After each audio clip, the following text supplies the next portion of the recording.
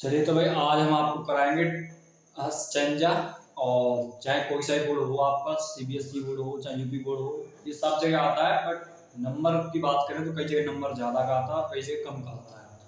तो आज मैं यूपी बोर्ड का, हालांकि आपको 12th क्लास का स्टेंजा कराऊंगा, क्योंकि 6 नंबर का आता है। 3 क्वेश्चन आते हैं इसके, 2-2 नंबर के। जैसे हमने अनसीन पैसे सीखा था, बिल्कुल बहुत आसान तरीके से समझने वाले हैं इसको भी। तो ध्यान रहे इस बात का कि जब भी कोई भी आप क्वेश्चन का आंसर लिखें तो ध्यान रहे कि भाई उस क्वेश्चन को किस टेंस में लिखा गया है। इस बात का मेन आपको याद रखना होता है इसमें। बाकी आप मेन वर्ड भी टैग कर सकते हैं, लेकिन कई बार मेन वर्ड ऐसा हार्ड एंड फास्ट नहीं है कि वहीं से उसका आंसर स्टार्ट होता है। हो सकता है थोड़ा सा आगे से भी हो और हो सकता है थोड़ा सा पीछे से भी हो। तो ये मेन बात है कि आपको थोड़ी सी याद रखनी होती है। चलिए, बाकी अगर आपने पोएम पढ़ी होती है स्टैंजा में तो आपको ज़्यादा दिक्कत होती नहीं है। खाली आपको बस समझना होता है कि क्वेश्चन पूछा क्या जाता है। चलिए तो स्टार्ट करते हैं, ज़्यादा देर नहीं करते हैं।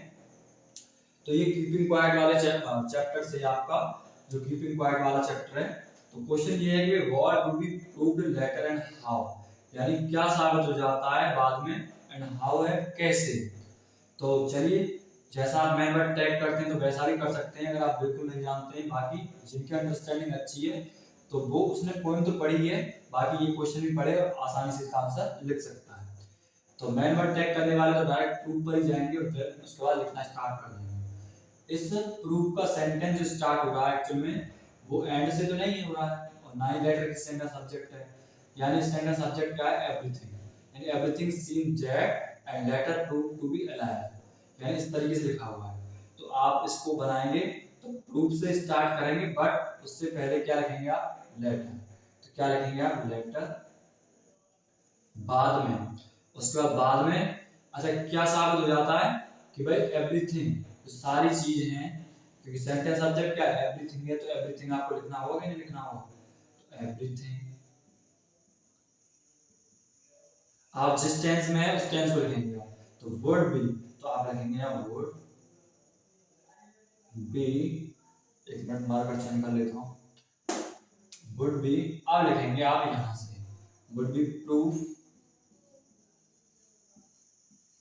और बी के बाद आप लिखेंगे proved. Would be proved to be, अब मैं कुछ नहीं कर रहा, यहीं से लिख रहा हूँ लाइव। बस मैंने टेंस देखा था कि एक्चुअल में टेंस कौन सा था? वुड बी, तो मैंने यहाँ क्या लगा दिया? Would be. उसके बाद प्रूफ में इस वजह से लिखा क्योंकि वुड बी के बाद, क्योंकि आप जानते हैं बी के बाद वर्ब की थर्ड फॉर्म आती है, इसलिए मैंने प्रूफ लिखा है टू बी अलाइव। बस इतना आप लिख सकते हैं।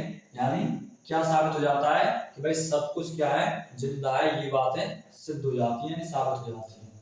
और हाउ है, कैसे सिद्ध हो जाती हैं? तो आप लिख सकते हैं भाई विद हेल्प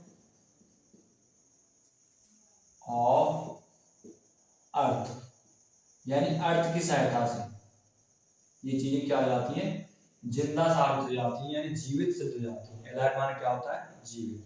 अगर आपने पोएम पढ़ी है तो आपको समझ में आ रहा होगा। तो what lesson does the earth teachers, यानी धरती से आप क्या सीख सकते हैं? तो भाई धरती से आपको सीखने को मिलता है the earth can teach us as when everything seem dead and later prove to be alive. तो आप इसको किस तरीके से बना सकते हैं? यहाँ से उठाएंगे, थोड़ा सा चेंजमेंट तो भाई करना होगा आपको। अगर नहीं करें ठीक है फिर भी, पर लेकिन अगर चेंज करें तो ज्यादा बेटर है।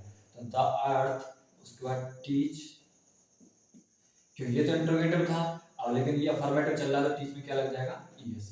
टीच, और उसके बाद अस। क्या सीख सकते हैं भाई हम? तो लिखा हुआ है सर एज, यानी जब, व्हेन, एवरीथिंग।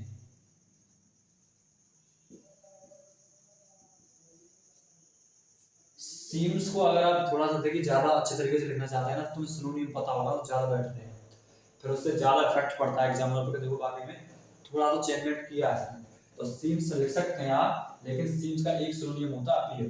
तो आप यहाँ अपीयर लिख सकते हैं, अपीयर्स डेड। बट लिख सकते हैं या लेटर लिख सकते हैं। बट या बाद में के लिए लेटर लिख दीजिए। तो अगर आपको ऐसे लिखना है तो later proof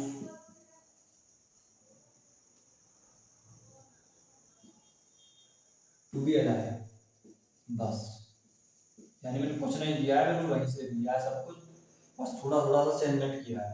what remains alive when everything seem to be dead, ये लिखा हुआ है कि भाई व्हाट रिमेन्स अलाइव यानी क्या जिंदा रह जाता है, when everything seem to be dead जब सब कुछ क्या हो जाता है, डेड हो जाता है, मृत हो जाता है। तो भाई केवल धरती ही बचती है, जो सब कुछ डेड हो जाता है। तो आप लिख सकते हैं अपने शब्दों में ओनली द अर्थ, यानी अब ये चीज तुम्हें यहाँ से समझ नहीं होगी।